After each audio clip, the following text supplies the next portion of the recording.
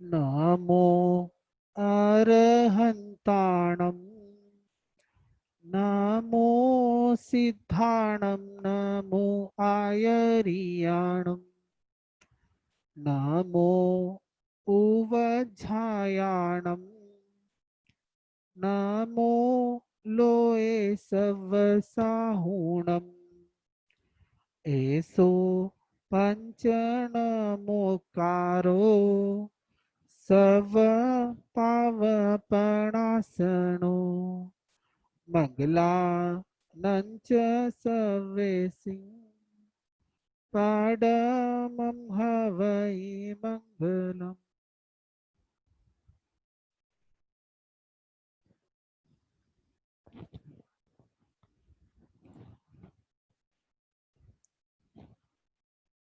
संसार में बहुत सारी विचित्रताएं हैं।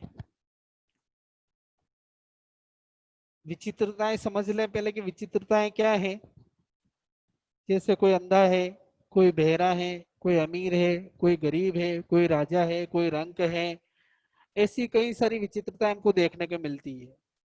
कोई मेहनत करता है तो हजारों रुपए लाखों रुपए कमाता है, कोई कम मेहनत करता है तो भी उसको इतना लाभ मिल जाता है, और कोई दिन भर मेहनत करता है तो भी उसको इतना ही मिलता है कि अपना दिन गुजारा कर पाए। तो इतनी सारी विचित्रताएं हमको संसार में देखने पड़ती है। हम अध्यात्म के क्षेत्र में देखें या हमारे सिद्धांत को समझे तो कोई नरक का जीव है जो दुख झेल रहा है 24 घंटे, कोई देव का जीव है जो का अनुभव कर रहा है, कोई मनुष्य है या कोई तिर्यंच है। तो जो जीव, अपन तीन गतियों को भी विचार बाद में करें, अपन पहला विचार करें अपन सिर्फ मनुष्य गति में भी कितनी विचित्रताएं। कोई बुद्धिहीन है, कोई पागल है, कोई अंधा है, कोई लंगड़ा है, कोई कैसा है, कोई राजा है, कोई रंक है, कोई गरीब है, कोई अमीर है। कितनी सारी विचित्रताएं हमको देखने को मिलती है। तो इन विचित्रताओं का कारण क्या, ये विचित्रताएं क्यों हुई। एक ही ग्रह नक्षत्र में जन्मे हुए दो भाइयों, दो लड़कों को अलग अलग साधन मिलते हैं। एक सुखी होता है, एक दुखी होता है। दो भाई हैं, उनमें भी अलग अलग स्थितियां होती है। तो इसका कारण क्या। जब भगवान से प्रश्न किए गए तो भगवान ने इसको एक सिद्धांत का नाम दिया, कर्म सिद्धांत। ये कर्मों के सिद्धांत होने के कारण ही ये जीव में विचित्रताएं देखी जाती है। आज हम जिस विषय पे बात कर रहे हैं वो कर्म सिद्धांत ही है, और इसका कारण ही यही है समझने का, इसको समझाने का कारण ही यही है कि हमको ये विचित्रताएं जो देखने को मिलती है, हमको हमारे शरीर में, हमारे परिवार में, हमारी आर्थिक, मानसिक, पारिवारिक, शारीरिक जो भी विचित्रताएं हैं, वो सब विचित्रताएं समझने के लिए ही हमको ये सब सिद्धांत बताया गया है। इस सिद्धांत को बहुत ही भगवान ने गहराई से, हमारे आचार्यों ने, पूर्वाचार्यों ने या हमारे गुरुओं ने बहुत समझा है, और वो समझने के बाद ही आज हमारे पास यहाँ तक पहुंचा है। तो हमको भी वही चीज समझनी है कि आखिर ये कर्म सिद्धांत है क्या चीज। हम जिस विषय पे आज बात करेंगे वो बहुत ही गहरा है और हमारे जीवन रिलेटेड है, कि हम आखिर जो सुबह से शाम तक जो काम कर रहे हैं उसमें हमारी प्रवृत्तियां कैसी है, वो प्रवृत्तियां हमको क्या देने वाली है। हमारा लक्ष्य है सुख पाना, अनंत काल का सुख पाना, लेकिन हमारी जो प्रवृत्ति है वो प्रवृत्ति क्या उस सुख तक पहुंचाएगी, वो सुख दिलाएगी। जिस सुख के पीछे मैं भाग रहा हूँ, जिस सुख के पीछे मुझे दिन रात दौड़ रहा हूँ, तो वो जो सुख है वो असली सुख है, या जो तीर्थंकर केवली कह के गए हैं, जिन शासन में जो सुख बताया गया है वो सुख असली है। तो ये जो डेफिनेशन है, ये जो विचित्रताएं हैं संसार में, ये सब हम इस ग्रंथ या इस सिद्धांत या इस ठोकड़े के द्वारा हम समझेंगे। हमारा आज का जो विषय है आपको पता ही है कि कर्म प्रकृति एक ठोकड़ा है। इसको भगवती सूत्र में भी भगवान ने फरमाया, पंडवना सूत्र में भी फरमाया, और अलग अलग आचार्यों ने इस पर बहुत सारी शोध करी कि आखिर ये कर्म सिद्धांत है क्या जो हमको, हमारे लिए इतना जरूरी है। भगवान कहते हैं कि जब तक ज्ञान नहीं होगा, जब तक हमको नॉलेज नहीं होगा, जब तक हमको समझ नहीं होगी ना, जब तक हम कितनी भी क्रिया कर लें, वो फल देने वाली, जो सही फल है वो फल देने वाली नहीं होगी। जो केवल ज्ञानी, जो भगवान तीर्थंकर, जो हमारे जिन शास्त्र में जो सही फल बताया है जिस क्रिया का, क्यों? क्योंकि हमको नॉलेज नहीं है। वो नॉलेज प्राप्त करने के लिए कर्म सिद्धांत की प्ररूपणा की गई। भगवान ने 10वें कालिक सूत्र के अध्ययनों चौथे अध्ययन में कहा कि पडमम नाणम तवोदया, कि पहले ज्ञान और फिर क्रिया। सिर्फ क्रिया करते जाओ, सिर्फ हम काम करते जा रहे हैं तो वो काम हमारा फलदायी उतना नहीं होगा जिसका मिलना चाहिए।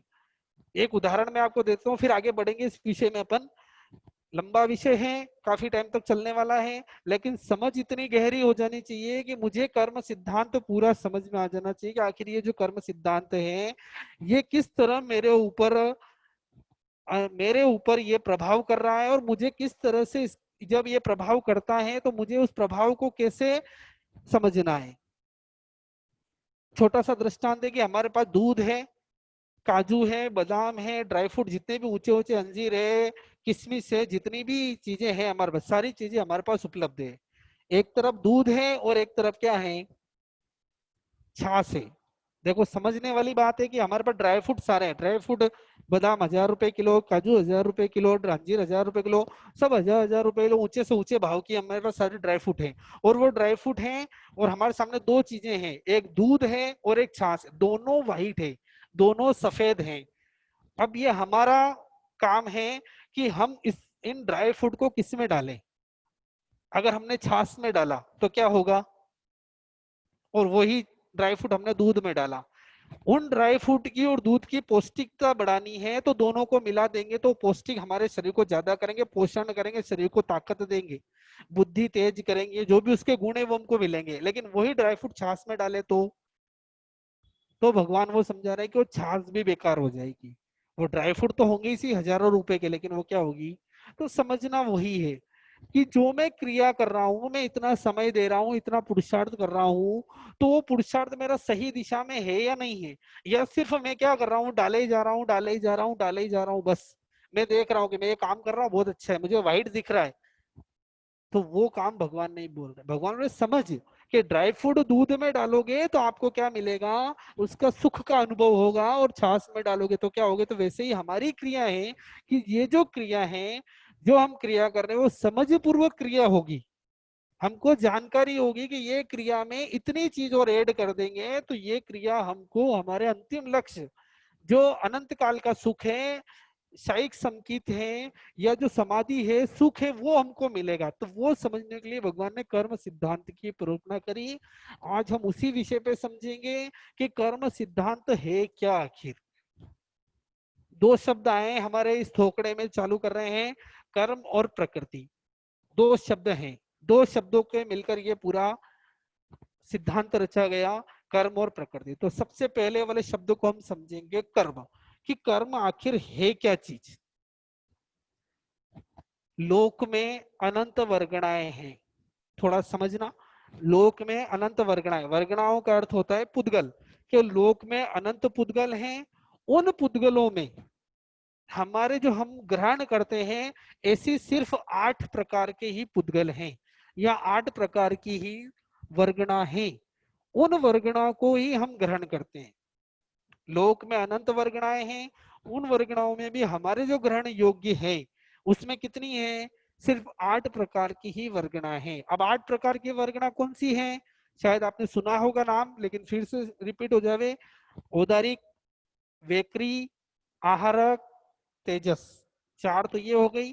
फिर भाषा, श्वासोश्वास और मन, और 8वीं है कार्मण वर्ग, कार्मण वर्गणा। वापस रिपीट, औदारिक, वैकरी, आहारक, तेजस, भाषा, श्वासोश्वास और मन, और लास्ट वाली है कार्बन वर्गणा। तो अभी अपन यहाँ पर 7 वर्गणाओं की बात नहीं करेंगे, अभी अपन कर रहे हैं मात्र कार्बन वर्गणा की बात कर रहे हैं, क्योंकि हमारा विषय है कर्म का। तो जो कार्बन वर्गणा है, वो कार्बन वर्गणा के जो पुद्गल हैं, उन पुद्गलों को हम हमारे कषाय और योग के द्वारा, या ऐसा कहें कि मिथ्या, अवृत, प्रमाद, कषाय और योग, इन 5 चीजों के द्वारा हम इन पुद्गलों को जब ग्रहण करते हैं और ये पुद्गल हमारी आत्मा के साथ में चिपक जाते हैं, तो ये कर्म रूप में परिणत हो जाते हैं। या ऐसा कहें कि ये पुद्गल हमारी आत्मा में कर्म रूप में चिपक जाते हैं। एक ये सैद्धांतिक बात है कि कर्मण वर्गणा के पुद्गलों को हम मिथ्यात, आवृत्ति, प्रमाद, कषाय और योग के द्वारा, इन योग के द्वारा हम इन कर्मण वर्गणाओं के पुद्गलों को हमारी आत्मा ग्रहण करती है, वो कर्म रूप में ग्रहण करती है और वो ही कर्म कहलाता है। तो ये जो कर्म है, और फिर ये जब कर्म ग्रहण हो जाते हैं तो ये कर्म हमारे क्या होते हैं, सुख में परिणत होते हैं, दुख में परिणत होते हैं, आदि कई रूपों में क्या होते हैं, ये परिणत होते हैं। वो किस रूप में ये हमको परिणाम से अनुभव होते हैं ये अपन आगे धीरे धीरे समझेंगे। लेकिन यहाँ पर कर्म की परिभाषा यही है, या ऐसा सीधा कहें, कषाय और योग के द्वारा जो कर्म पुद्गल, जो पुद्गल जीव ग्रहण करता है वो कहलाता है कर्म। अब कर्म को एक और अलग अलग चीज कहा है कि कर्म कि जो किया जाता है वो भी कर्म है। भगवान बोलते हैं कि बिना किए इस संसार में, बिना कार्य किए, जब तक कोई करता नहीं होगा, जब तक कोई करने वाला नहीं होगा, कोई कार्य होता नहीं है। तो यहाँ पर भगवान भी बोल रहे हैं कि जिसके द्वारा किया जाए, यानी जीव के द्वारा जो किया जाता है वो कहलाता है कर्म।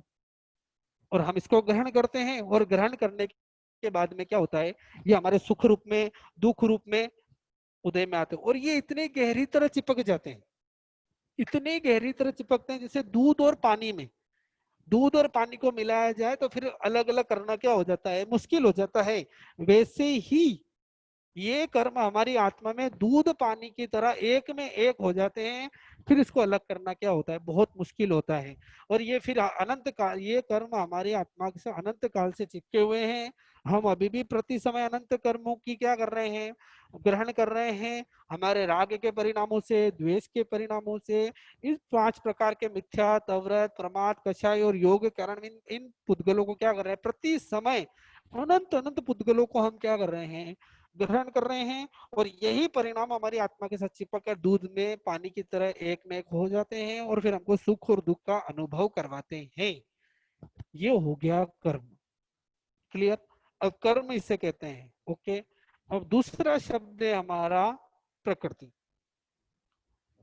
यहाँ पर सिद्धांतिक बात है कि प्रकृति, प्रकृति यानी नेचर, नेचर यानी अपना स्वभाव।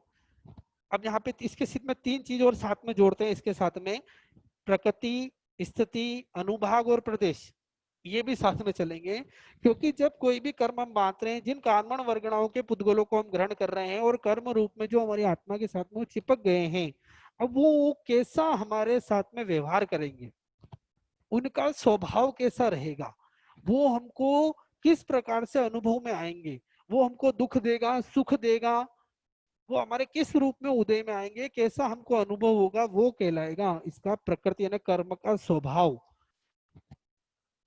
ये हमारी पुण्य, सही कहूं तो हमारी अनंत पुण्यवानी है कि हमें अनंत काल में मनुष्य का भाव मिला, और मनुष्य भाव में भी हमको जिनवाणी मिली और सुनने और समझने का मौका मिला है। भगवान ने हमको एक एक चीज क्लियर करके बता दी है कि हम जब समझे कि कर्म सिद्धांत बता रहे हैं कि आप कैसे कार्य करोगे तो इस प्रकार से ये उदय में आएगा, इस प्रकार से हमारे क्या होगा, अनुभव में आएगा। क्लियर बता दिया। अब हमको समझना है कि हमको करना क्या है, अब हमको उसको किस प्रकार से उसको समझना है। अगर समझ पूर्वक काम करेंगे ना तो हमारी जो संसार में रहते हुए भी हम बहुत कम कर्म बांधेंगे और ज्यादा निर्जरा करेंगे।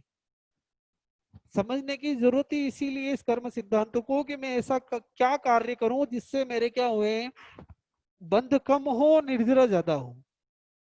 अभी तक हमने भले मिथ्या, अवरत, प्रमाद, कषाय योगों के कारण, अशुभ योगों के कारण ज्यादा कर्म बांधे होंगे, लेकिन अब मैं ये काम करूं कि मुझे निर्जरा ज्यादा हो और क्या हुए, बंद कम होवे। तो वो भगवान ने क्लियर बता दिया। तो प्रकृति यानी उस कर्म का स्वभाव, जो भी कर्म हम बांध रहे हैं उसका स्वभाव कैसा रहेगा। उसके बाद फिर उसकी स्थिति, कि जब हम कर्म बांधते हैं ना तो हमारी उसकी एज यानी उसकी काल मर्यादा, कि कितने टाइम तक ये हमारे शरीर के साथ में जुड़ा रहेगा। हम जब कोई भी चीज लाते हैं ना तो उसकी एक्सपायरी डेट लिखी होती है कि ये 2020 से 2022 तक, या जो भी उसकी एक्सपायरी डेट है। हर चीज की अलग अलग, किसी की ज्यादा टाइम रहती है, किसी की कम टाइम रहती है, कोई 1 दिन का रहता है। दूध लाते हैं तो 1-2 दिन, दही लाते हैं तो 3-4 दिन, और घी बनाओ तो लॉन्ग टाइम तक, मतलब अलग अलग सबकी काल मर्यादा है। तो वैसे ही जो हम कर्म बांधते हैं, तो उसकी भी जब बंधता है ना, तो उसके साथ में उसकी स्थिति भी क्या हो जाती है, उसकी काल मर्यादा फिक्स हो जाती है कि ये कर्म आपके साथ में इतने टाइम तक रहेगा। अब वो कर्म कम ज्यादा कैसे होगा उसका टाइम, कि हम जितने राग से, जितने द्वेष से कर्म बांधेंगे, उतनी उसकी स्थिति क्या होगी, ज्यादा होगी। जितना राग और द्वेष कम होगा, उतनी इसकी स्थिति कम होगी। जितना कषाय ज्यादा होगा, राग ज्यादा होगा, उतनी स्थिति ज्यादा, और जितना कम होगा उसकी स्थिति कम बनेगी। तो ये चीज क्लियर, प्रकृति स्थिति। उसके बाद आता है अनुभाग, कि जो कर्म में बांध रहा हूं, वो कर्म जब उदय में आएगा तो मुझे अनुभव कैसा होगा।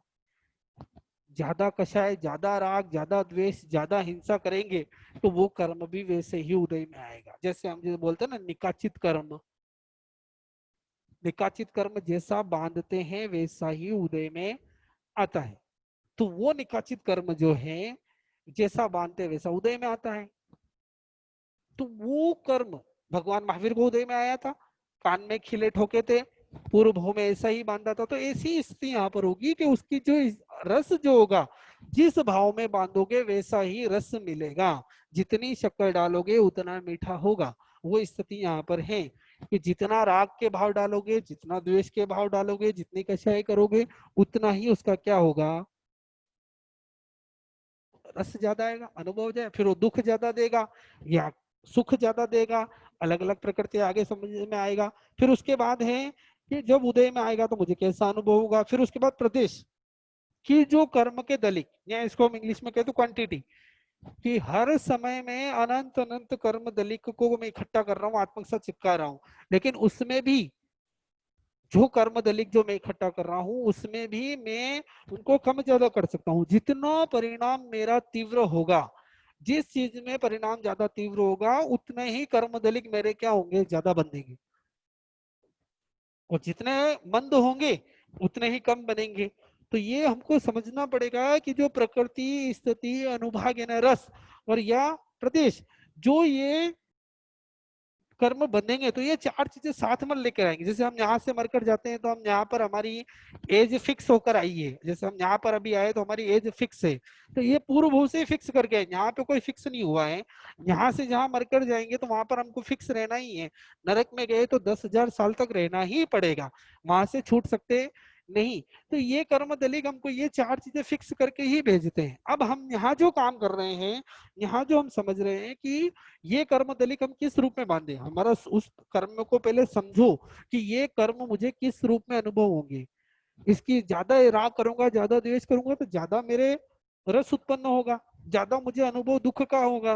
तो वो समझने के लिए भगवान ने कर्म सिद्धांत बताई, ये चीजें बता दिए, कर्म किससे कहते हैं और प्रकृति स्थिति अनुभाग और प्रदेश, ये समझ में आ गया तो मैं हर कार्य करते में अपना विवेक जागृत कर ही लूंगा। अब आगे बात करेंगे अपन की, ये चीज हो गई कर्म और प्रकृति पूरा।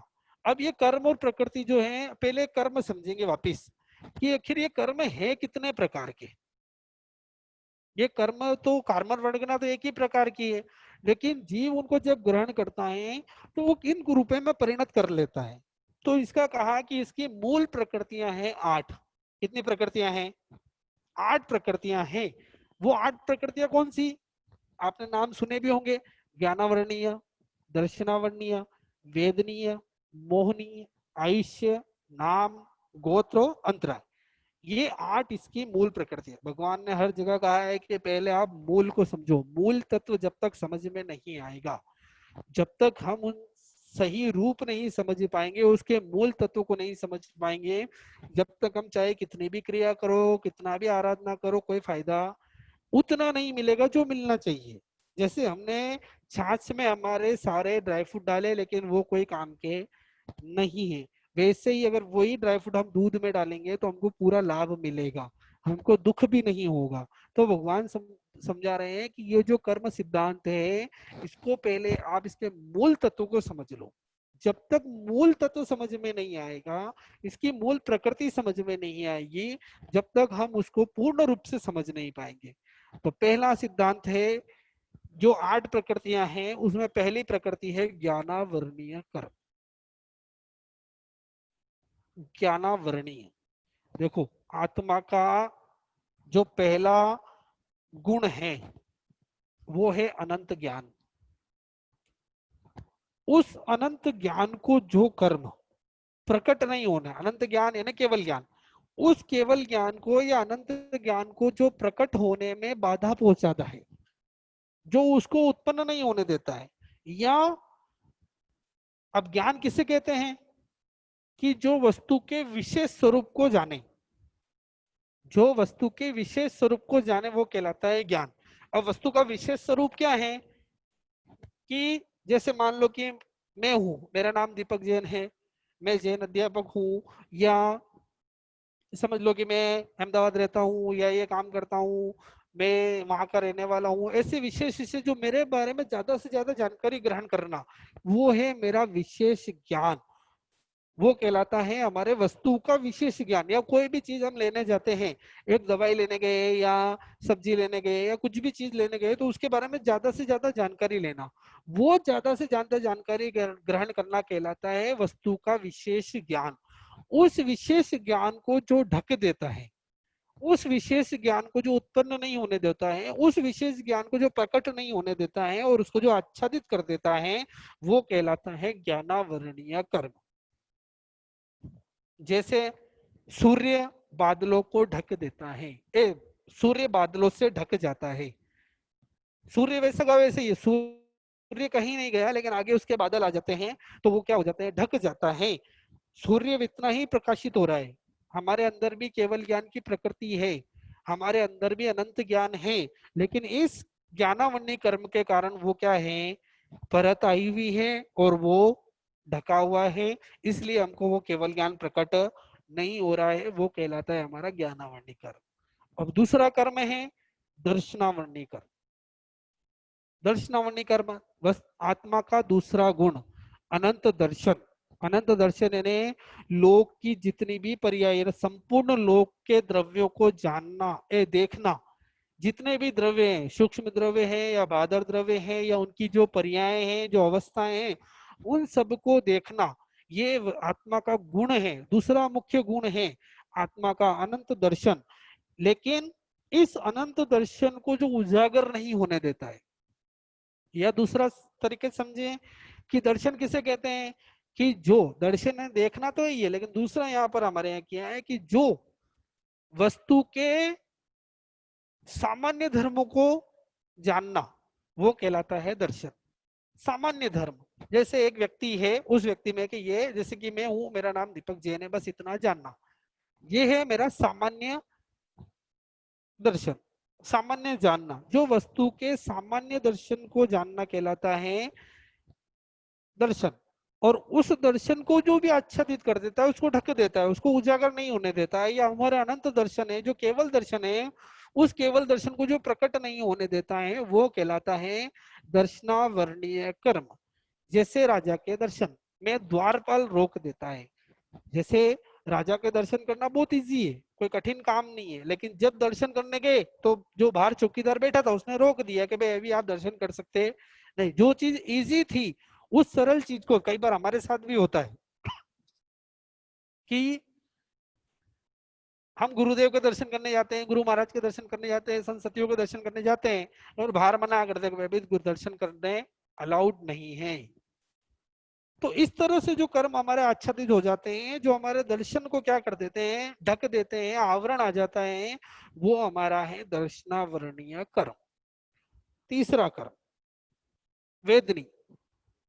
इतना विस्तार से इसलिए समझ रहे हैं, आपको पता भी होगा क्या किसको कहते हैं, लेकिन बार बार सुनने से, बार बार उस चीज को समझने से वो अंदर गहराई में बैठ जाएगा, और जब भी इस प्रकार की कोई घटना घटेगी तो हमको वो याद आ जाएगा कि ये इस कारण से हुआ है। भगवान कारण को ही समझते हैं, निमित्त को नहीं। ये तो कारण है, मेरे ही कारण है, मैंने ही ऐसे कोई कर्म किए होंगे, इस कारण से स्थिति घटी है।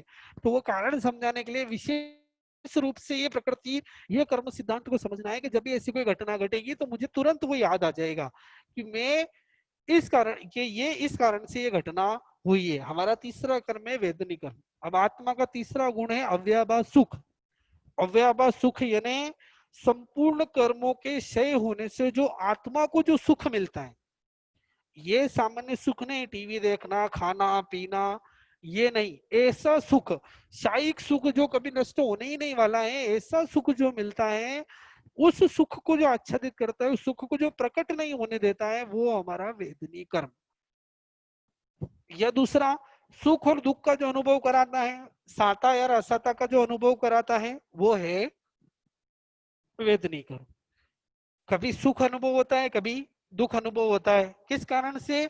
इस वेदनी कर्म के कारण से। कैसे?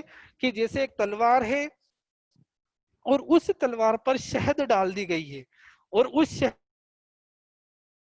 जो उसका आस्वादन करता हूँ, तो मुझे जब तक शहद का स्वाद आ रहा है, जब तक मैं सुख का अनुभव करता हूँ कि शहद बहुत अच्छी है, लेकिन जैसे ही उसको चाटते चाटते मेरी जीभ कट जाती है, तो मुझे दुख का अनुभव होता है। तो वैसे ही हमारे लिए ये वेदनी कर्म है कि जब तक ये सुख का अनुभव होता है, तो मेरा साता वेदनी सुख चल रहा है, साता वेदनी कर्म का उदय चल रहा है। और सुख आते आते एकदम मेरे क्या हो जाते, असता आ जाती है, तो वो मेरा असता वेदनी कर्म का उदय होता है। तो भगवान बोले सुख दुख का अनुभव जो करवाता है वेदनी कर्म। और दूसरा, जो हमारा अनंत सुख है, जो आत्मिक सुख है, जो कभी क्षय नहीं होने वाला है, संपूर्ण कर्मों से जो सुख मिलता है, उन कर्मों को आच्छादित करके जो रखता है, वो है हमारा वेदनीय कर्म। आ गया? अब आगे चौथा, मोहनी कर्म। मोहनी यानी जो हमारे आत्मा का चौथा गुण है, वीतरागता या अक्षय चारित्र। वीतरागता, उस हमारा राग और द्वेष हमारा गुण नहीं है, हमारा गुण है आत्मा का वीतरागता। उस वीतरागता गुण को जो पट नहीं होने देता है, उसको दबा कर देता है, उसको दबा देता है, तो वो जो गुण है, वो गुण है वीतरागता। और उस गुण को प्रकट नहीं होने देता है, वो कहलाता है मोहनी कर्म। अब जैसे कि, और दूसरी तरीके से समझे कि जो सही और गलत की, जो सत और असत का जो ज्ञान है, उस ज्ञान से ये कर्म हमको शून्य कर देता है, हमको समझ में नहीं आने देता है कि हमको करना क्या है। इतना मोहित हो जाते हैं, इतना उसके अंदर डूब जाते हैं कि हमको पता ही नहीं चलता है कि हमको करना क्या है। हम जो राग की भावना में घुसते हैं तो राग में चले जाते हैं, द्वेष की भावना में घुसते तो द्वेष में घुस जाते हैं। तो ये हमको सत असत का विवेक भुला देता है, वो कहलाता है मोहनी कर्म। जैसे कि किसी ने शराब पी ली, नशा कर लिया, अब उसको बेभान हो गया, उसको कुछ पता नहीं है कि मैं गटर में हूँ, नाली में हूँ, मैं किसको गाली दे रहा हूँ। वो खुद अपने आप को भी नुकसान पहुंचा लेता है, खुद का सिर फोड़ लेता है। क्यों फोड़ता है? क्योंकि उसने शराब पी और शराब का नशा उसको बेभान कर देता है। वैसे ये मोहनी कर्म का नशा, मोहनी कर्म का नशा हमारे अंदर इतना घुस जाता है कि हम समझ ही नहीं पाते हैं कि हम क्या कर रहे हैं। इसलिए भगवान ने क्या कहा है? मोहनी कर्म। फिर आगे आत्मा का पांचवा गुण क्या है? अक्षय स्थिति। सदा काल के लिए जीना या मरना, मतलब या तो कहें सदा काल के लिए जीना, जन्म मरण से रहित होना, हमेशा के लिए जन्म मरण से क्या हो जाना? दूर हो जाना। जब कोई जन्म मरण है सदा काल के लिए, और उसको ढकने वाला, या जिसके कारण से दूसरा कहें कि जिसके कारण से जीव क्या होता है? चार गति में क्या होता है? चार गति के अंदर रुका रहता है। उस रुकने के कारण, वो रुकता क्यों है? इस आयुष्य कर्म के कारण, कि जिसके कारण चार गति के कारण, सॉरी, मत खाना मिच्छा दुगड़ा, आयुष्य कर्म फिर समझते हैं कि अक्षय स्थिति, कि अक्षय स्थिति जो सदा काल के लिए जीना, यानी जन्म मरण के से रहित होना। अब जन्म मरण से रहित होना, उसका कारण, हम क्यों जन्म मरण से रहित नहीं हो रहे हैं, उसका कारण है आयुष्य कर्म। या दूसरी तरीके से समझे कि जीव चार गति में रुका रहता है, कि मनुष्य में, तिर्यंच में अभी तक मैं जो है रुका हुआ हूँ, मनुष्य में जो अभी तक मेरा आयुष्य बाकी है या मैं जो चल रहा है, वो किस कारण से चल रहा है? कि मैं, मेरा मनुष्य गति का आयुष्य कर्म अभी तक चल रहा है। इस कारण से मैं यहाँ रुका हुआ हूँ, एक बार नरक में गए तो 10,000 साल तक रहना ही पड़ेगा। क्यों रहना पड़ेगा? क्योंकि वहां का आयुष्य इतना है, इतना तो उसको वहां पर रहना ही पड़ेगा। तो ये है हमारा आयुष्य कर्म। मतलब अपराधी की तरह है कि जब कोई अपराधी अपराध कर देता है, अपराध करने के बाद उसको जो सजा सुनाई जाती है कि तुमको 1 साल का रहना पड़ेगा, 1 साल तुमको जेल में रहना पड़ेगा, तो परवशता के कारण, पराधीनता के कारण उसको वहां रुकना ही पड़ेगा, वो कहलाता है आयुष्य कर्म।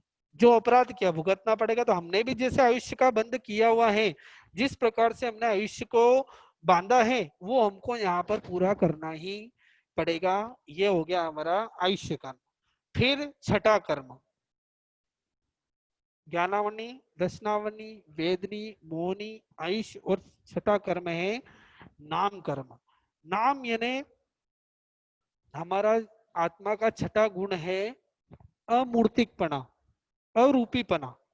रूपी और अरूपी समझ लेते हैं कि रूपी किसे कहते हैं? कि जिसमें वर्ण, गंध, रस और स्पर्श हो, वो क्या कहलाता है? रूपी, जिसको हम देख सकते हैं। और जिसमें वर्ण, गंध, रस और स्पर्श नहीं हो, वो क्या कहलाता है? अरूपी। तो हमारा आत्मा का गुण यही है, अरूपीपना। तो इस अरूपी गुण को प्रकट नहीं होने देता है। ये अरूपी गुण जो है, इसको प्रकट नहीं होने देता है, वो है नाम कर्म। या जिस कर्म के उदय से, जो कर्म उदय में आता है और जिस कर्म के उदय से हमको शरीर, गति, जाति, या हमको जो इंद्रिया मिली है, ये शरीर मिला है, इस शरीर में जो हमको काला गोरा वर्ण मिला है, या सारी संस्थान मिले, जो संगठन जिसको बोलते हैं, अंदर की हड्डियां हैं, या हमको जो आकार मिला है, ये जिस कर्म के उदय से हमको मिलते हैं, वो कहलाता है नाम कर्म। जो हमारा अमूर्तिकपना है, उसको ये प्रकट नहीं होने देता है, इसलिए इसको क्या कहते हैं? नाम कर्म। ये किसके समान है? कि चित्रकार के समान। अब चित्रकार कैसा? कि चित्रकार अलग अलग तरह से क्या बनाता है? चित्र बनाता है। जो भी चित्र बनाता है, वो चित्रकार अलग अलग तरह के चित्र बनाता है। जो पेंटिंग करता है, अच्छा भी बनाता है, खराब भी बनाता है, बुरा भी बनाता है, अलग अलग तरीके से जो चित्र बनाता है, वो चित्र जैसे बनाएगा वैसी उसकी पेंटिंग दिखेगी। तो वैसे ही नामकर्म जो है, जो नामकर्म जैसा है वैसा ही हमको क्या होता है? जैसा हम पूर्व भूमि में बांधेंगे वैसा हमको यहाँ मिलना है। तो ये नामकर्म हमारे अमूर्तिक गुण को प्रकट नहीं होने देता है। फिर उसके बाद है आत्मा का, नाम के बाद है गोत्र कर्म।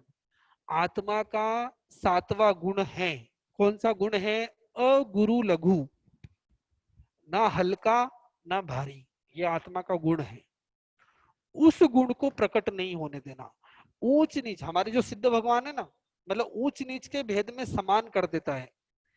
ये हमारे आत्मा का गुण है। जैसे हमारे सिद्ध भगवान है, सब एक समान है, कोई अंतर नहीं है। एक सिद्ध में अनंत काल पहले जो सिद्ध हुए हैं, अभी जो सिद्ध हो रहे हैं, और भविष्य में जो सिद्ध होंगे, उन सब सिद्धों में कोई भी फर्क नहीं है, सब सिद्ध एक समान है। तो वो गुण किससे प्रकट हुआ एक समान वाला? इस सातवां गुण गोत्र कर्म से। गोत्र कर्म से हुआ, तो अगुरु लघु करने को वो उन्होंने प्रकट कर लिया। लेकिन हमारे प्रकट क्यों नहीं हो रहा है? उसको इस गोत्र कर्म ने ढाक रखा है। इस कारण से ये गोत्र कर्म हमारे काम करता है। दूसरा का इसका कारण कि जो हम उच्च जाति और नीच जाति में, या उच्च कुल या नीच कुल में जो हमारा जन्म हुआ है, उस कारण से हमारे क्या हुआ है? किस कारण से हुआ? हम उच्च जाति में उत्पन्न हुए, उच्च कुल में उत्पन्न हुए, और कोई नीच कुल में उत्पन्न हुआ, नीच जाति में उत्पन्न हुआ। तो किस कारण से? इस गोत्र कर्म के कारण से। इसके लिए उदाहरण देते हैं कुम्हार का, कि कुम्हार जैसे घड़े बनाता है, तो कुछ घड़े तो क्या होते हैं? पूजा में काम आते हैं, उसके अंदर चंदन, घी, ऊंची ऊंची चीजें रखी जाती है। और कुछ घड़े ऐसे होते हैं जो शराब भरने में काम आते हैं। एक बार शराब भर दी, फिर उसको दूर रखा जाता है, फेंक दिया जाता है, या बाहर रखा जाता है। तो वैसे ही ये कर्म जब उदय में आता है, तो जीव को उच्च जाति मिलती है, ऊंचा कुल मिलता है, या नीच जाति मिलती है, नीचा कुल मिलता है। किस कारण से? गोत्र कर्म के कारण से। फिर आगे अंतराय कर्म। आठवां का, आत्मा का आठवां गुण है अनंत वीर्य, यानी आत्मा में अनंत शक्ति है। भगवान ने कहा है भगवती सूत्र में कि जीव करता क्या है? पहले कि जीव अजीव को ग्रहण करता है और अजीव फिर उसको क्या करते हैं, अपने हिसाब से चलाते हैं। अब अजीव क्या है कि कर्म है। जीव पहले अजीवों को ग्रहण कर लेता है, अजीव ने कर्म को ग्रहण करता है और फिर कर्म क्या करते हैं, उसको अपने हिसाब से चलाते हैं। लेकिन फिर उसके बाद भगवान कहते हैं, जैसे हमारा सुबह से शाम तक जो भी हम कार्य करते हैं, जो हमको सुख दुख मिल रहा है, हमारे पुण्य पाप का जो उदय है, जो भी संयोग और वियोग है, ये सब किसके उदय से मिल रहे हैं, सब कर्म के उदय से। तो ये अजीव हमने ग्रहण किया, अब वो अजीव जैसा उदय में आ रहे हैं, वैसे हमारा पूरी दैनिक क्रियाएं चल रही है। तो लेकिन फिर भी भगवान बोल रहे हैं कि हे आत्मा, तुम उन अजीवों से भी ज्यादा शक्तिशाली है, क्योंकि तेरे अंदर अनंत शक्ति है। तू उन कर्मों, वो कर्म तुझसे ज्यादा शक्तिशाली नहीं है। हे जीव, तू सबसे ज्यादा शक्तिशाली, क्योंकि तेरा गुण ही यही है, आत्मा का गुण ही यही है, अनंत शक्तिमान। तो उस अनंत शक्ति को जो प्रकट नहीं होने देता है, उसका कारण यही है कि ये अंतराय कर्म जो है, 8वां कर्म है, जो हमारे अंदर अनंत शक्ति है, उस अनंत वीर्य को ये उत्पन्न नहीं होने देता है, प्रकट नहीं होने देता है, वो कहलाता है अंतराय कर्म। या फिर दान, लाभ, भोग, उपभोग और वीर्य, इन 5 चीजों में जो अंतराय करता है, किसी को दान देने में अंतराय होती है, किसी को दान लेने में अंतराय होती है, किसी को लाभ लेने में अंतराय होती है, किसी को लाभ देने में अंतराय होती है, किसी को भोग उपभोग की जो चीजें, खाने पीने की चीजें या कपड़े आदि जो है, उसमें किसी को अंतराय होती है, उनको वो चीजें मिलती नहीं है, और किसी को मिलती है तो वो उसका उपयोग नहीं कर पाता है। या फिर जो शक्ति है, कोई उपवास कर नहीं पाता है, और जो कर पाता है उसको करने के भाव नहीं होते हैं। तो इस प्रकार की जो स्थितियां हैं, वो किस कर्म के उदय से होती है, अंतराय कर्म के उदय से। जैसे राजा के द्वारा तो दान दे दिया गया है, राजा ने तो फिक्स कर दिया है कि जाओ इतना दान मैं तुमको देता हूँ, लेकिन जो कैशियर होता है ना, जो भंडारी होता है, वो भंडारी मना कर देता है, कैशियर मना कर देता है कि नहीं, अभी दान, अभी पैसे नहीं है, अभी बाद में आना। तो ये जो अंतराय पड़ी, राजा ने तो दे दिया है, राजा ने तो फिक्स कर दिया कि आपको जो चाहिए ले लो, लेकिन बीच में जो व्यक्ति है उसने क्या कर दिया है, रोड़ा अटका दिया है। तो वो जो चीज है, वो किस कर्म के उदय से हुई, अंतराय कर्म के उदय से। ये हो गए हमारे 8 कर्म। 8 गुण है आत्मा के, अनंत ज्ञान, अनंत दर्शन, अनंत चारित्र, अनंत बलवीर, अव्यवसु, वितरागता, अक्षय स्थिति, अमूर्तिकपना। ये जो 8 गुण है, ये 8 गुणों को प्रकट नहीं होने देने का जो काम है, वो इन 8 कर्मों के द्वारा होता है। अब ये समझे क्यों हमने, ताकि हमको पता चले कि जो कर्म है, जो इनकी मूल प्रकृतियां हैं, भगवान जैसे अभी मैंने कहा ना कि हम अनंत, हम पहले अजीवों को ग्रहण करते हैं, हमारे राग और द्वेष के कारण हम कर्म रूपी अजीव पुद्गलों को ग्रहण कर लेते हैं। और ये ग्रहण होने के बाद फिर जब फल देते हैं, जब ये उदय में आते हैं, तो पूरा पूरा का पूरा जो डायरेक्शन है, या पूरा का पूरा जो पावर है, इन कर्मों के हाथ में हो जाता है। हमको आज खाना मिलेगा या नहीं मिलेगा, हमको सुख मिलेगा या दुख मिलेगा, हमारे पुण्य की प्रकृति उदय में आएगी या पाप की प्रकृति उदय में आएगी, हमको अच्छे संयोग मिलेंगे या बुरे संयोग मिलेंगे, ये सब जो क्रियाएं दैनिक है सुबह से शाम तक, मैं आज स्वस्थ रहूंगा या बीमार होऊंगा, मैं आज मर जाऊंगा या जीता रहूंगा, ये सब जो प्रकृतियां हैं, ये अजीवों के द्वारा निश्चित हो चुकी है। लेकिन फिर भी भगवान बोलते हैं, भगवती सूत्र में भगवान ने स्पष्ट कहा है कि हे आत्मा, फिर भी तू अनंत शक्तिमान है, तू चाहे तो इन प्रकृतियों को अपने पुरुषार्थ के द्वारा बदल सकता है, क्षय कर सकता है, होनी को अनहोनी में, अनहोनी को होनी में, तू चाहे वैसे काम कर सकता है। तू सुख को दुख दुख रूप में परिणत कर सकता है, दुख को सुख रूप में परिणत कर सकता है। तेरे अंदर हर तरह की शक्ति क्या है, विद्यमान है। तू कर्मों को निर्जरा कर सकता है, उनको क्षय कर सकता है, जो उसका फल है उस फल को तू क्या कर सकता है, क्षय कर सकता है। क्यों? क्योंकि भगवान ने कहा है कि तेरे अंदर अनंत शक्ति है, तेरा गुण ही यही है, अनंत शक्ति का, आत्मा का गुण है। तो ये चीज समझने के लिए हमने 8 कर्मों का इतना विवेचन किया। कारण यही था कि जब तक मूल चीज समझ में नहीं आएगी, हम आगे नहीं बढ़ पाएंगे। इसलिए समझाने के लिए भगवान ने हमको समझाया। कर्म सिद्धांत बहुत ही अच्छा विषय, अगर मेरे जीवन में कर्म सिद्धांत उतर गया, तो इस दुनिया में कोई भी जीव, कोई भी अजीव, कोई भी साधन, कोई भी क्रिया मुझे सुखी या दुखी नहीं कर सकती। जो भी संयोग मिलेंगे, जो भी वियोग मिलेंगे, मेरे कर्म बंद नहीं होंगे। साधुओं को देख लो, गोचरी मिली तो ठीक, नहीं मिली तो ठीक, लोग दर्शन करने आए तो ठीक, नहीं करने आए तो ठीक, प्रवचन हुए तो ठीक, नहीं हुए तो क्यों? क्योंकि उन्होंने अपने कर्म को, सिद्धांत को समझ लिया है, पुण्य पाप को समझ लिया है, हमारी कर्म प्रकृति के उदय को समझ लिया है, उनके भाव को समझ लिया है, उनके परिणाम को समझ लिया है।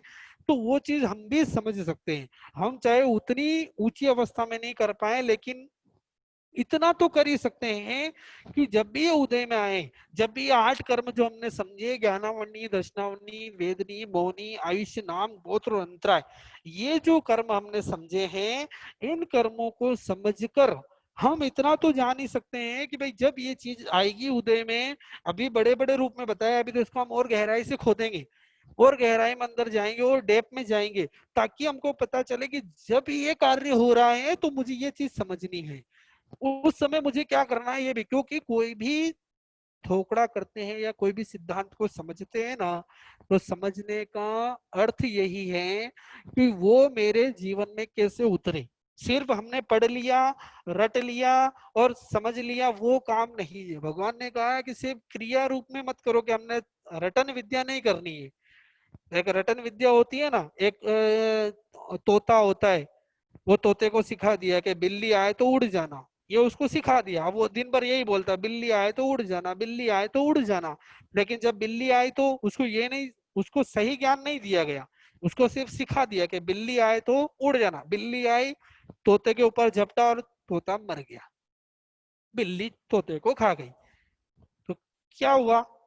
ये रटन विद्या थी कि बिल्ली आए तो उड़ जाना, लेकिन उड़ने की बात नहीं की कि भाई तू उड़ ही जाना, नहीं तो बिल्ली तुझे क्या कर देगी, मार देगी। तो हमारी भी ये स्थिति नहीं हुए कि हमने क्या कर लिया, हमने रट लिया है बस, हमको सब इतने सारे थोकड़े आते हैं, हमको ये आते, वो आते हैं, अच्छी बात है, वो स्वाध्याय है, निर्जरा का कारण है, लेकिन उसके पीछे का मोरल के अर्थ क्या?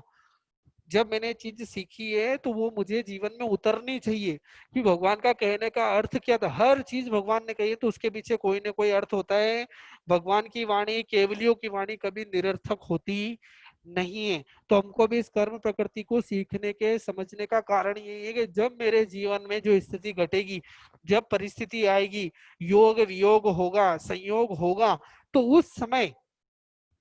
उस समय मेरी स्थिति क्या होगी, उस समय मुझे कैसे भाव रखने हैं, उस समय मुझे किस स्थिति में जाना है, वो समझने के लिए कर्म सिद्धांत की प्ररूपणा की गई। बहुत लंबा विषय है और बहुत डेप का विषय, और हम इसको उसी से रूप में समझेंगे, इसमें कोई जल्दी नहीं होगी। हर चीज क्लियर तरीके, जब तक बैठेगी नहीं आगे नहीं बढ़ेंगे। कारण कारण यही है कि जब तक मुख्य चीज समझ में नहीं आएगी, जब तक मूल प्रकृति समझ में नहीं आएगी, हम उस क्रिया को महत्व नहीं दे पाएंगे या उस क्रिया में वो भाव नहीं डाल पाएंगे। तो अब ये समझ में आ गया, 8 कर्म होते हैं, कर्म समझ में आ गए, उसकी प्रकृति समझ में आ गई, स्थिति समझ में आ गई, अनुभाग यानी रस, उसका कैसा हमको अनुभव होगा वो समझ में आ गया, और प्रदेश समझ में आ गया, और हमने 8 कर्मों को भी समझ लिया। ज्ञानावनी, दर्शनावनी, वेदनी, मोहनी, आयुष्य, नाम, गोत्र और अंतराय, ये 8 मूल प्रकृतियां हैं। अब प्रश्न उठता है कि इन मूल प्रकृतियों का यही क्रम क्यों रखा? एक प्रश्न होता है ना, कोई भी क्रम, कई लोग बोलते हैं ना कि ऐसे याद क्यों करना, कोई उल्टा सीधा बोलते तो क्या दिक्कत है, पहले मोहनी रख लेते तो क्या दिक्कत, सबसे बड़ा कर्म कौन सा है, मोहनी कर्म, तो पहले मोहनी को रखना चाहिए। हमारा सुख दुख ज्यादा होता है, सबसे पहले तो उसको वेदनी को रखना चाहिए। तो ये प्रश्न होते हैं कि भाई इस तरह का ही क्रम क्यों रखा। तो उस क्रम रखने के कारण ज्ञानियों ने, जो हमारे जो आचार्य आदि थे, उन्होंने उसके ऊपर चिंतन किया, शोधन किया, और उसके क्रम को समझाने का प्रयास किया गया कि देखो, आत्मा जो है यह जीव है, जीव का लक्षण क्या है, उपयोग। जीव का लक्षण क्या है, उपयोग। उपयोग कितने प्रकार के, 2 प्रकार के, ज्ञान उपयोग और दर्शन उपयोग। अब ज्ञान उपयोग है, ज्ञान उपयोग और दर्शन उपयोग। अब उसमें जो ज्ञान उपयोग है वो मुख्य है, क्योंकि ज्ञान के द्वारा ही हम जान सकते हैं, ज्ञान के द्वारा ही हम समझ सकते हैं। और मोक्ष प्राप्ति के समय, पहले पहले समय में ज्ञान ही होता है, इसलिए ज्ञान उपयोग ही मुख्य कहा है। पहले केवल ज्ञान होता है कि पहले केवल दर्शन होता है? तो हमारा प्रश्न उत्तर होगा पहले केवल ज्ञान होता है, इसलिए ज्ञान को मुख्य माना है हमारी हर क्रिया में। इसलिए पहले कहा था मैंने, ज्ञान जानना जरूरी है। पडमम नाणम तो दया के पहले ज्ञान जरूरी है। जब तक ज्ञान नहीं, ज्ञान बिना सारी क्रिया अधूरी है। भगवान ने कहा है ना उत्तराध्ययन के 10वें अध्ययन में, कहा मासे मासे उज्जो बले, कि एक व्यक्ति 6 महीने तप करता है, 6 महीने तप करता है, और जब पाड़ना आता है तो पाड़ने में कितना खाता है, उड़द के बाकुले होते हैं उसमें जो उड़द होती है वो मुट्ठी बंद आवे, बंद मुट्ठी में कितने दाने आएंगे, उन दानों में, उन दानों से पाड़ना करता है। पानी कितना लेना है, इस हथेली में जितना पानी आएगा उतने पानी से पाड़ना कर लेना है। और पाड़ना करते ही वापिस 6 महीने के उपवास के, वो वापिस उपवास चालू कर देता है। तो 6 6 महीने क्या करता है, वो पाड़ने में एक मुट्ठी आहार करता है और इतना ही पानी लेता है। इस 6 6 महीने कितने करें, हजारों सालों तक करें। और दूसरी तरफ भगवान ने कहा कि एक श्रावक, एक सम्यक दृष्टि जीव, अपन ले सबसे छोटे के नौकारसी करता है, तो जितनी कर्म निर्जरा वो 6 6 महीने वाला जीव करता है बिना समझ पूर्वक, जो अकाम निर्जरा जिसको बोलते हैं हम, कि बिना ज्ञान के मिथ्यात्वी जीव जो ये त्याग करता है। और एक तरफ एक सम्यक दृष्टि जीव, श्रावक जीव, समझकर जानकर कि ये नौकारसी हमारे तीर्थंकरों के द्वारा फरमाई गई है, हमारे अनंत तीर्थंकरों की आज्ञा है, और इससे मेरे कर्मों की निर्जरा होगी, इतनी समझ पूर्वक जो नवकारसी के पचकान करता है और पूर्ण रूप से शुद्ध नवकारसी पूरी करता है, पचकान पूरे करता है, उसको उससे अनंत गुणा फल होता है। उसके लिए उदाहरण दिया है आगमकारों ने कि वो 6 6 महीने वाला तप करने वाला चंद्रमा की 16वीं कला के समान भी नहीं है। चंद्रमा की 16वीं कला कौन सी मालूम है, अमावस के दिन चंद्र दिखाई नहीं देता है, वो चंद्रमा की 16वीं कला है, तो वो अमावस के समान है। और जो नवकारसी करने वाला, वो भगवान ने कहा कि वो पूनम के चांद की तरह है। तो ये ज्ञान का महत्व है।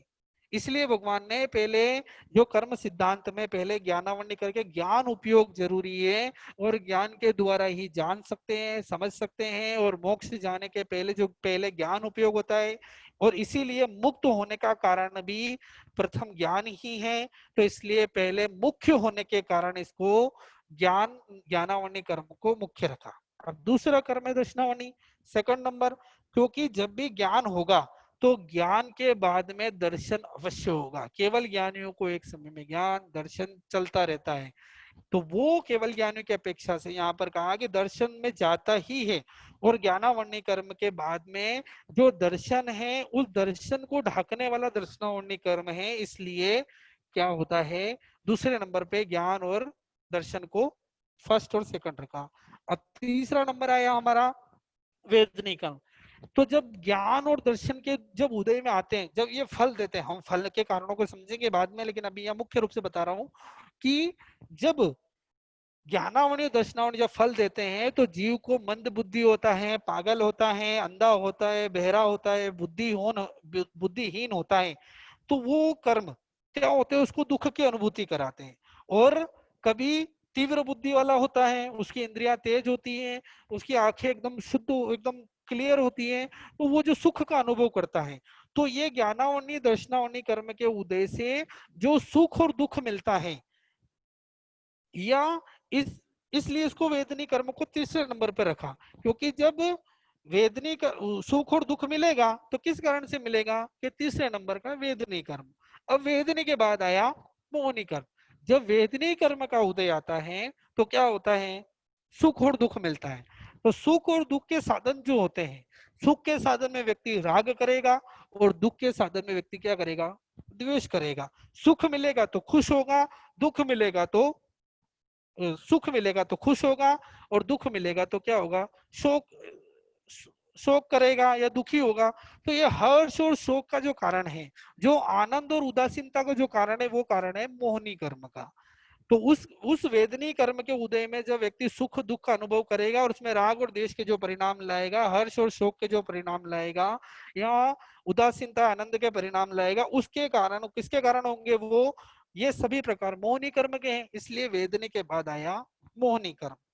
अब मोहनी कर्म के अधीन हुआ जीव क्या होता है, परवश हो जाता है, और उस परवशता के कारण व्यक्ति चार गति में जाता है। और उन 4 गति में उनको रुकना पड़ता है। तो रुकना किसके कारण से है? आयुष्य कर्म के कारण से। और वो फिर 4 गति में भटकता रहता है। मोहनी कर्म के कारण 4 गतियों में भटकता रहता है। और जब भटकेगा तो वहां जो रुकने का काम है वो आयुष्य कर्म उसको रोकेगा। इसलिए मोहनी के बाद लिया आयुष्य कर्म।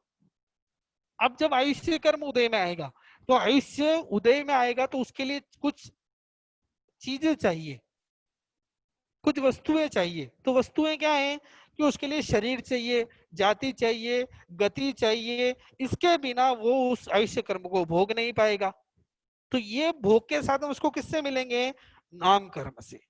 ये नाम कर्म, इसलिए सभी नाम कर्म के, और ये सब नाम कर्म के कारण से मिलते हैं। जाति गति ये सब किस कारण से मिलती है? इंद्रियां हैं, शरीर है, सहनन है, ये सब नाम कर्म से मिलता है। तो उस आयुष्य को भोगने के लिए नाम कर्म की आवश्यकता पड़ती है, इसलिए नाम कर्म को उसके बाद रखा। अब नाम कर्म जब पुण्य उदय में आता है, नाम कर्म की दो प्रकृति, शुभ नाम कर्म और अशुभ नाम कर्म। तो जब शुभ और अशुभ उदय में आएगा तो व्यक्ति क्या होगा? शुभ उदय में होगा तो उच्च गोत्र में जाएगा, और अशुभ होगा तो नीच गोत्र में जाएगा। तो वो जो गोत्र की जो व्यवहार है, जो ऊंच और नीच का जो व्यवहार है, वो व्यवहार किससे चलेगा? गोत्र कर्म से। तो इसलिए नाम के बाद रखा गोत्र कर्म। फिर उसके बाद आया अंतराय कर्म। क्योंकि गोत्र कर्म जब उदय में आता है तो उच्च गोत्र का उदय होता है तो उसको अनुकूलताएं मिलती है। तो वो अनुकूलताएं जो उसको मिलती है नाम कर्म के कारण, जो उसको उच्च गोत्र का अनुकूलताएं मिलती है, उसके दान लाभ भोग उपभोग वीर्य की जो है दान आदि देने में अंतराय हो जाती है।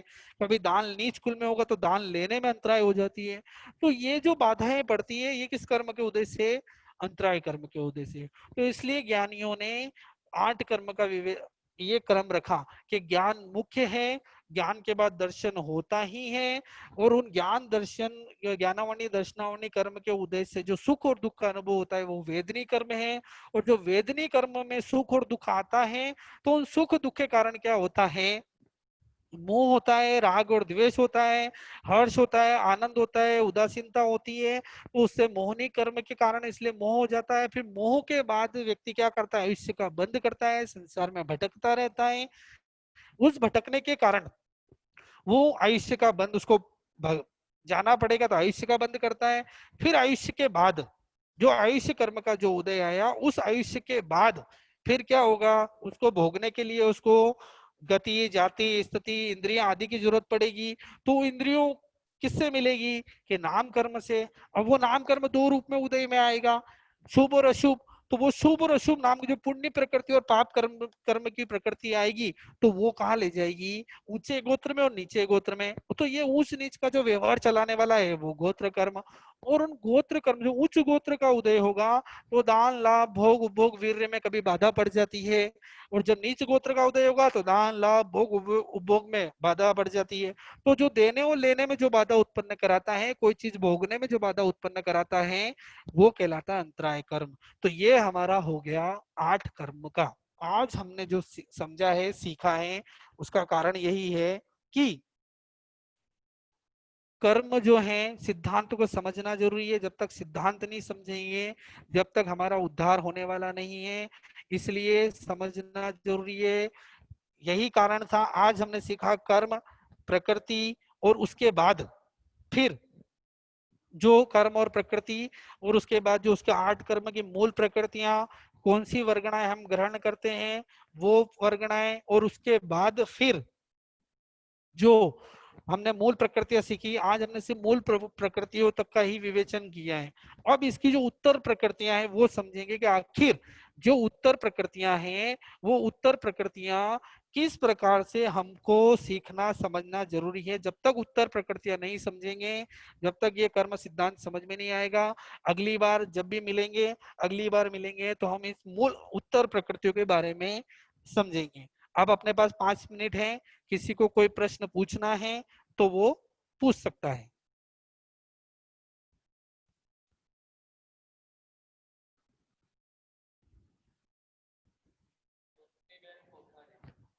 हाँ, तृप्तिबेन कोठारी।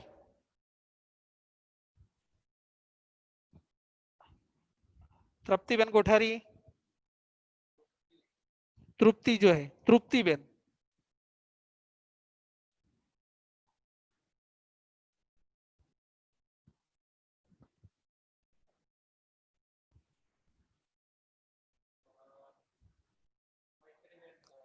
मैत्री बेन शाह।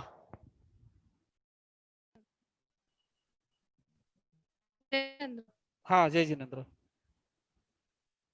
आपने जो कहा ना प्रकृति स्थिति अनुभाग प्रदेश, तो प्रदेश की कर्म के साथ डेफिनेशन क्या कह सकते हैं? प्रदेश जो है ना, वो है क्वांटिटी है, कि जब हम कर्म जो दलिक इकट्ठे करने हैं, जब हमारे भावों से राग और द्वेष से जब कर्म बांधते हैं, कार्मण वर्गणा के पुद्गल ग्रहण करते हैं, तो वो कितनी क्वांटिटी में हम क्या कर रहे हैं, ग्रहण कर रहे हैं, वो हमारा प्रदेश कहलाता है। जितने ज्यादा दलिक इकट्ठे होंगे उतने ही ज्यादा हमको भोगने पड़ेंगे, ओके। इसलिए वहां पर वो और कर्म प्रदेश कहा है। ओके। और कर्म के दलिकों के साथ साथ जो फिक्स हो जाते हैं ये चार चीज, हम्म, प्रदेश, स्थिति, अनुभाग, प्रकृति, तो वो चार चीज से अपनी समझ में आ गए, फिर कर्म बांधने के समय उसका हमारे कर्म के साथ क्या फायदा नुकसान रहता है? ये समझने के बाद जब हम समझेंगे ना कि हमको अगर हमको ज्यादा अगर दुख सहन करना है तो ज्यादा राग द्वेष करो।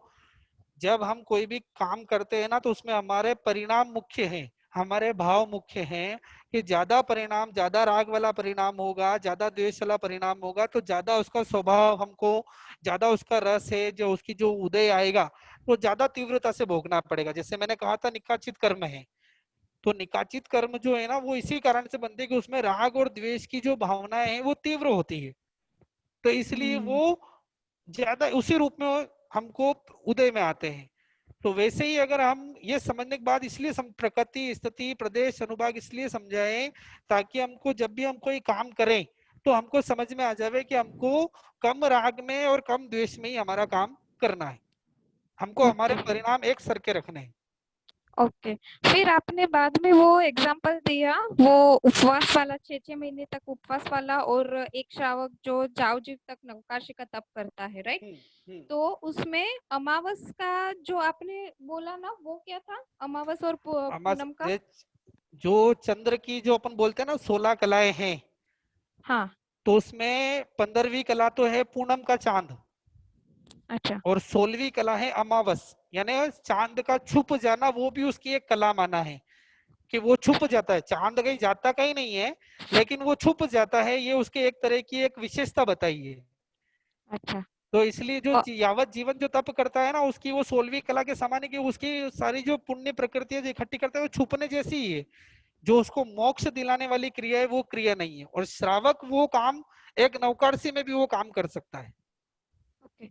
और ज्ञानावरणीय कर्म से दर्शनावरणीय कर्म कैसे नंबर वाइज आता है? ज्ञान, भगवान ने ज्ञान को मुख्य माना है। जी। ज्ञान उपयोग, जीव के जो लक्षण है, दो लक्षण है, ज्ञान उपयोग और दर्शन उपयोग। तो ज्ञान को मुख्य, ज्ञान बिना सारी क्रिया अधूरी है, इसलिए ज्ञान को पहले लिया है। केवल जब मोक्ष जाता है व्यक्ति, या केवल जब केवली बनता है, वितरागी बनता है, तो पहले उसको केवल ज्ञान ही होता है, हाँ। इसलिए ज्ञान को पहले मुख्य, और हमारे यहाँ हर चीज में ज्ञान को ही मुख्यता दी है। तो फिर हम श्रावकों को ऐसा तो कहते हैं कि ज्ञान दर्शन चारित्र तप में पहले दर्शन, फिर ज्ञान, फिर चारित्र, फिर तप। पहले तो ज्ञान ही मुख्य गिना है, वीतराग वाणी जो है ज्ञान को ही मुख्यता दी है, ज्ञान से दर्शन शुद्ध होगा।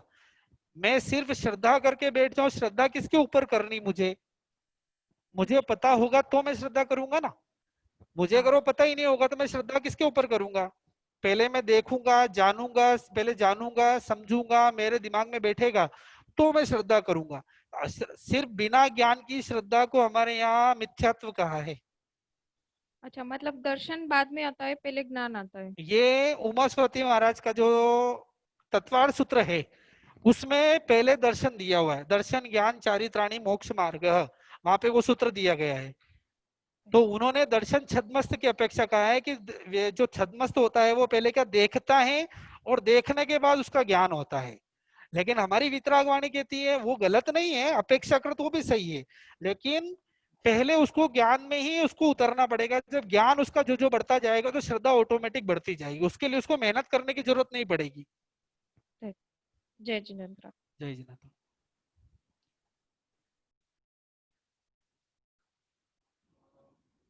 कौन है? कानन बेन। कानन, हाँ कानन बेन। आप मुझे ये अनुभाग और ये स्थिति एक बार वापस समझा दीजिए प्लीज। अनुभाग का होता है रस, कि जो रस है ना, हम जब कर्म बांधते हैं ना, तो वो हमको कैसा उदय में आएगा, उसका टेस्ट कैसा होगा, वो रस कहलाता है। कि जब मैं उसको, जो मैंने बांधा है, उसके बाद जब मैं भोगूंगा उसको, तो वो किस रूप में उदय में आएगा। जब मैं सुख रूप में बांधा हूं तो मुझे सुख रूप में उदय में आएगा, वो मेरा सुख रस हुआ। और जब मैं दुख रूप में बांधूंगा, जब उसको कड़वा जो अनुभव होगा मुझे, एक शब्द होते हैं, कोई शब्द सुनते हैं ना, तो शब्द हमको सुख रूप में भी अनुभव होते हैं, दुख रूप में भी अनुभव होते हैं। तो कोई हमको जब हमारी बुराई करता है, हमारी निंदा करता है, या हमको अपशब्द बोलता है, तो हमको दुख रूप में परिणत हो जाते हैं। और कोई हमारी बड़ाई करता है या हमारा अच्छा बोलता है, तो हमारे सुख रूप में परिणत हो जाते हैं। तो वो रस है कि हमने पूर्व भूमि में किस रूप में बांधा है, वो रस। और दूसरा क्या था, वो स्थिति। स्थिति। कि जब मैं कर्म बांधता हूँ ना, तो कितने स्थिति, कितने काल तक, कितने समय तक मेरे साथ में रहेंगे। हर कर्म की एक स्थिति फिक्स बताई गई है। जैसे हाँ ज्ञानावंड हाँ। की जगन अंतमुरत उत्कृष्ट 30 कोड़ा कोड़ी सागरोपम की। तो मैं जब बांधता हूँ, तो मेरे राग और द्वेष के परिणाम जो हैं, वो जब मैं बांधता हूँ तो एक फिक्स स्थिति काल मर्यादा के साथ में ही बनते हैं, कि ये इतने टाइम तक तो मेरी आत्मा के साथ रहने वाला ही है, वो कहलाती है स्थिति। अच्छा। जैसे आयुष्य और कर्म ये बांधते हैं, तो नरक में जाने वाला फिक्स हो गया कि 10,000 साल तक तो उसको हाँ। रहना ही पड़ेगा, चाहे वो कुछ भी करे, अच्छा। वो स्थिति। हाँ, तो ये प्रकृति, स्थिति, अनुभाग, ये क्या है कर्म के? ये कर्म जब बांधते हैं ना, तो ये चार चीज एक साथ में उसमें आती है। कि कोई भी कर्म बंधता है, तो ये कर्म क्या होता है, साथ ये चार रूप में परिणत होके ही बनता है।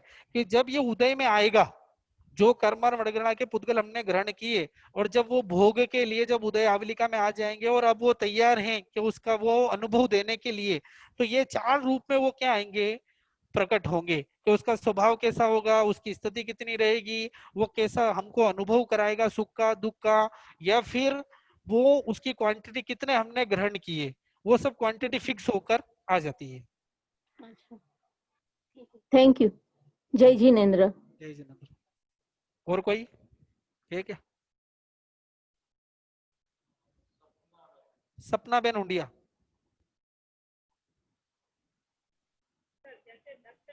सपना बेन।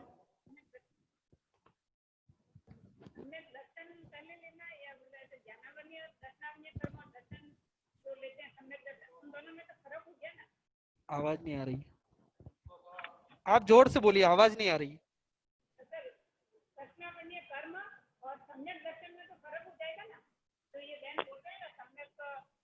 आवाज बहुत कम आ रही है, बिल्कुल भी आवाज नहीं आ रही है।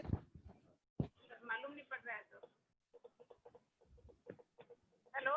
हाँ जी। सर। हाँ, आई आवाज सर? हाँ, अब थोड़ी आ रही है। हाँ, तो दर्शनावन्य कर्म और ये सम्यक दर्शन, जो इन बहन ने प्रश्न पूछा ना कि पहले दर्शन दिया है, तो वो दर्शन पहले सम्यक दर्शन वाला दर्शन लेना है या दर्शनावन्य कर्म का? वो सम्यक दर्शन वाला है दिया है वहां पे, वो जो दिया है वो सम्यक दर्शन वाला दिया, वो अपेक्षाकृत दिया है वहां पर यहाँ पर जो यहाँ अलग तरीके से समझा रहे हैं, वो अपेक्षाकृत वहां पे सम्यक दर्शन दिया हुआ है। हाँ ठीक, अच्छा, हाँ सर, हाँ। और कोई है? हो गया? ठीक है, ओके, जय जिनेन्द्र।